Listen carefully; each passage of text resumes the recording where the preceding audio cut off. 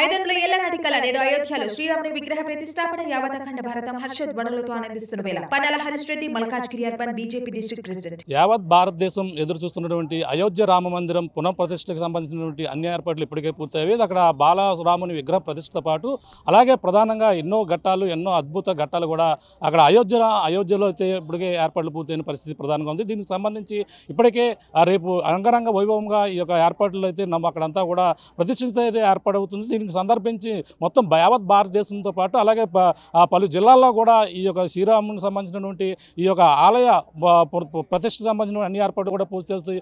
చెప్పండి, ఈ యొక్క అయోధ్య రామ నిర్మాణం సంబంధించినటువంటి ఏర్పాట్లు ఏ విధంగా ఉన్నాయి? అక్కడ ఈ యొక్క అయోధ్యలో మోడీ గారు చేస్తుంటే కాకినాడలో మేము సైతం అని చెప్పి ఈ యొక్క కార్యక్రమాన్ని తలపెట్టాం. అలాగే మేము ఈ తలపెట్టినటువంటి రామభక్త సమాజం తరపున ఈ సమన్వయ కమిటీ తరపున చేసేటువంటి ఈ యొక్క కార్యక్రమంలో ఆధ్యాత్మిక శోభ హెచ్చరిల్లుతూ అలాగే ఈ పురప్రజల యొక్క ఆయురారోగ్య ఐశ్వర్యం అలాగే ప్రపంచ శాంతి, ప్రపంచం యావత్తూ కూడా ఎవరూ కూడా విద్వేషాలు ఎటువంటివి కలహాలు లేకుండా చల్లగా ఆయురారోగ్యాలతో అలాగే భోగభాగ్యాలతో ఉండాలని చెప్పి అలాగే ధర్మంతో నడుచుకోవాలని చెప్పి రామో విగ్రహాన్ ధర్మ యొక్క రాముల వారి విగ్రహానికి ప్రతీతి కనుక అటువంటి ఆ యొక్క రాముల వారి యొక్క ధర్మ మార్గంలో ప్రయాణం చేస్తూ రాముల వారితో సమానంగా ఉండేటువంటి ప్రయత్నం చేస్తూ ఈ యొక్క కార్యక్రమాన్ని క్రతువును తలపెట్టాం. అలాగే ఈ బాలరాముడి ప్రతిష్టాపన సమయంలో మనం ఇక్కడ స్వామివారికి పట్టాభిషేకం చేయడం జరుగుతుంది.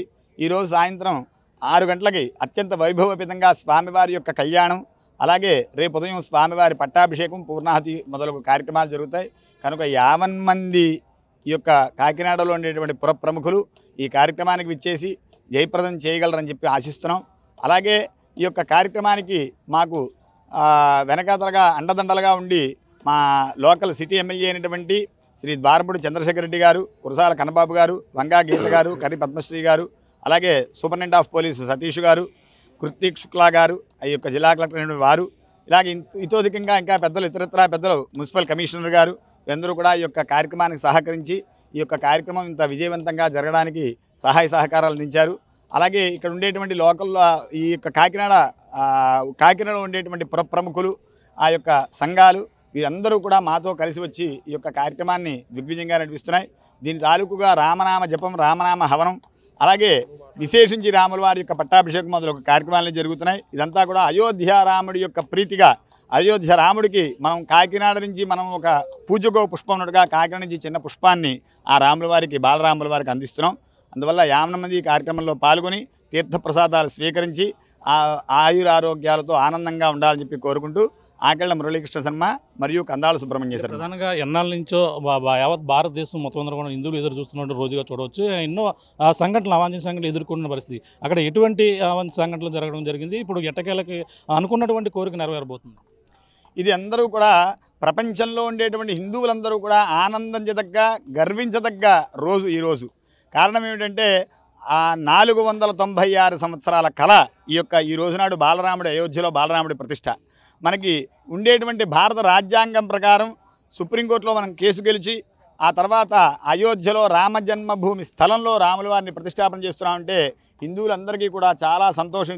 ఇంతకన్నా ఆనందమైనటువంటి క్షణాలు, ఆనందమైనటువంటి ఘడియలు కూడా మన జీవితంలో మనం చూడకపోవచ్చు. కారణం ఏంటంటే 500 సంవత్సరాల క్రితం జరిగినటువంటి ప్రక్రియ మళ్ళీ పునః మనం అయోధ్యలో బాలరాముని ప్రతిష్టాపన చేసుకుంటున్నామనేటువంటి ఉత్తమమైనటువంటి సమయం ఈ రోజునాడు మనకు ఆశయింది. కనుక అందరికీ కూడా మనకే కాదు, లోకానికే కాదు, సమస్త విశ్వానికి కూడా పండగ లాంటి సమయం కనుక ఆ పండగలో భాగంగానే మన ఇంట్లో కూడా మన యొక్క ఈ భాగంలో మనం కూడా ఈ యొక్క పండుగను నెరవేర్చుకుంటున్నాం.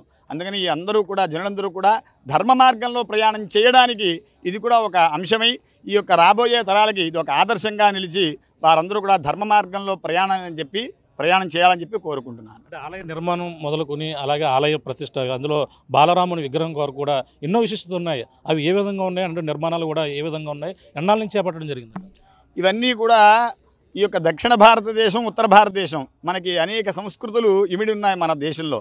అందువల్ల ఈ యొక్క విగ్రహంలో కూడా, బాలరాముడి విగ్రహంలో కూడా పైన సూర్య చంద్రుల్ని, అలాగే ఈ చుట్టుపక్కల నలువైపులా ఉండేటువంటి దాంట్లోనేమో ఈ దశావతారాలు అంటే అమ్మవారు అమ్మవారి యొక్క గోరి వేలులోంచి ఈ నారాయణ దశాకృతి కరాంగుళి నఖోత్పన్న నారాయణ దశాకృతి, ఈ నారాయణ యొక్క దశావతారాలు కూడా అమ్మవారి యొక్క గోర్లోంచి వచ్చాయి.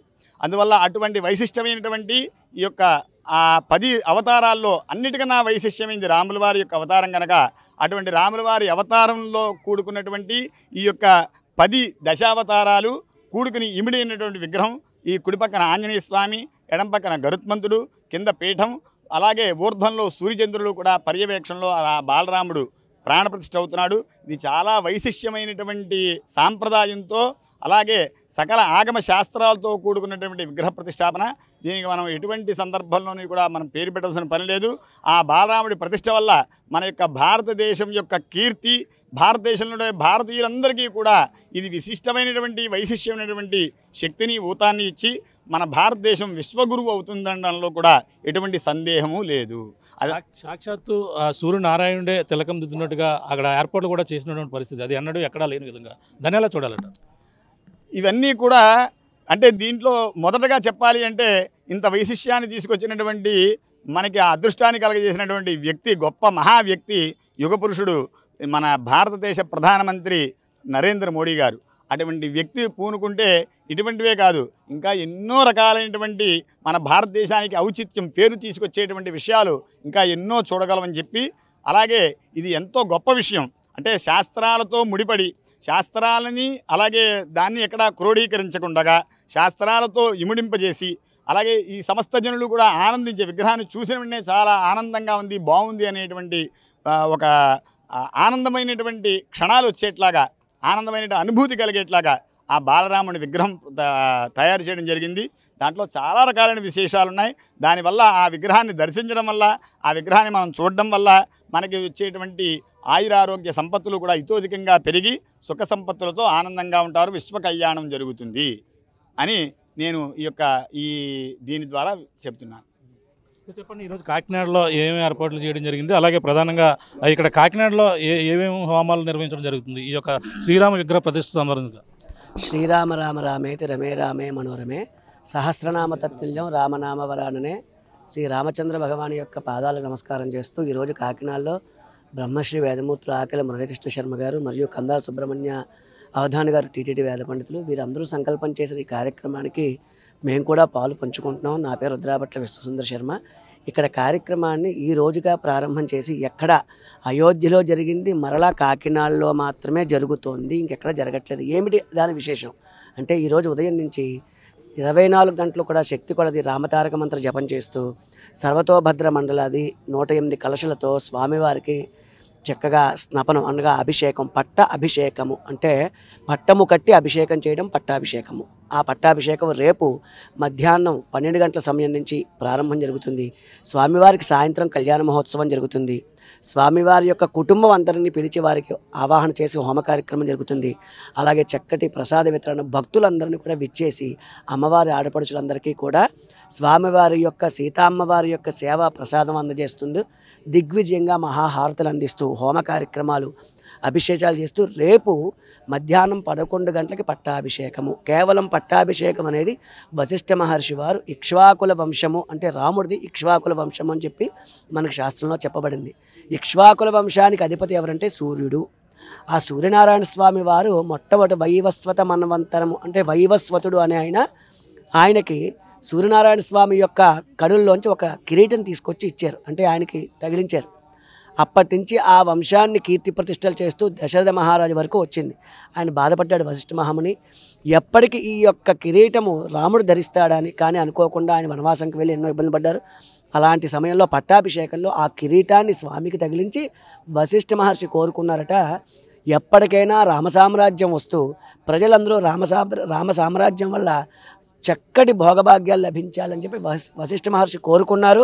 ఆయన కోరిక ఈరోజు 400-500 సంవత్సరాల క్రితం నెరవేర్చి ఆ మోడీ గారే సాక్షాత్తు మనకి ఆంజనేయ స్వామి రూపంలో వచ్చి ఈ రామ కార్యాన్ని ఆయనే దిగ్విజయం చేసి ఆయనే నిలబెట్టి ఆయన చేతులతో ఆయనే చేస్తున్నారు. కాబట్టి దీనికి మనుషులందరం కూడా మన వంతు కృషి చేసి ఆ రాముడిని దర్శనం చేసుకుని పునీతులు అవ్వాలని మనస్ఫూర్తిగా కోరుకుంటున్నాం.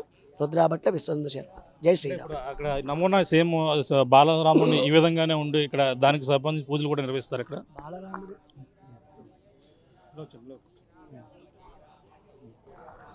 అయితే మనకి శ్రీరామ రామ రామేతి రమే రామే మనోరమే సహస్రనామ తత్తుల్యం రామనామ వరాననే. బాల అనగా చిన్నది అని, చిన్న స్వరూపంలో మనకి అక్కడ అయోధ్యలో 13 అంగుళాల విస్తీర్ణంలో సైజులో బాలరాముని యొక్క విగ్రహ ప్రతిష్టాపన చేయడం జరుగుతోంది. అయితే మనకి వేద ప్రమాణం కూడా అంగుష్ఠమాత్ర పురుషోంగుష్ఠంచ సమాశ్రిత అని చెప్తోంది. అంటే మనం చేసేటువంటి విగ్రహ ఆరాధన అంగుష్ఠ మాత్రమే ఉండాలని చెప్పి వేదం చెబుతోంది. ఆ రకంగానే మనకి ఈవేళ అయోధ్యలో ఈ యొక్క విగ్రహాన్ని ప్రతిష్టా కార్యక్రమం చేసి రేపు అత్యంత వైభవోపేతంగా లోక కళ్యాణార్థం విశ్వశాంత్యర్థం సమస్త భక్తజనులు ఈ లోకాలన్నీ కూడా సుభిక్షమంగా ఉండాలి అని చెప్పేసి ఈ యొక్క ప్రతిష్టా కార్యక్రమం చేస్తున్నారు. దాన్ని పురస్కరించుకునే మన కాకినాడ ఆనంద భారతి గ్రౌండ్లో ఈరోజు ఆదివారం అలాగే సోమవారము మనకి ఎన్నో సంవత్సరాల తర్వాత 500 సంవత్సరాల తర్వాత తిరిగి మరలా మనకి రామరాజ్యం లభిస్తోంది. ఈ రామరాజ్యంలో అయితే మనకి మన నాన్నగారు, తాతగారు, ముత్తాతగారు ఇలా మనకి మన పూర్వీకులు చాలామంది ఉన్నారు. కానీ వారు ఎవరికి కూడా లభించినటువంటి అదృష్టం మనకి ఈ యొక్క అదృష్టం లభించిందని చెప్పి స్వామివారి యొక్క అనుగ్రహం ప్రతి ఒక్కరికి కూడా ఉండాలని చెప్పి ప్రతి ఒక్కరూ ఈ యొక్క కార్యక్రమంలో పాల్గొని స్వామివారి యొక్క కృపకు పాత్రలు కాగలరని కోరుచున్నాం. జై శ్రీరామ్. చూస్తున్నాం, ఇది కాకినాడ ఆనంద భారతి గ్రౌండ్లో అయితే భారీగా ఏర్పాట్లు చేశారు. అలాగే హిందూ ధర్మ పరిరక్షణ సమితి ఆధ్వర్యంలో మొత్తం అన్ని ఏర్పాట్లు కూడా చేయడమే కాకుండా శ్రీరామ జపనంతో మొదలవి ఈ యొక్క బాలరాముని అయితే ప్రతిష్టతో పాటు అలాగే ఆలయ పునర్నిర్మాణం కూడా 496 సంవత్సరాల తర్వాత అయితే మనకి మళ్ళీ తిరిగి పూర్వవైభవం రాబోతుంది.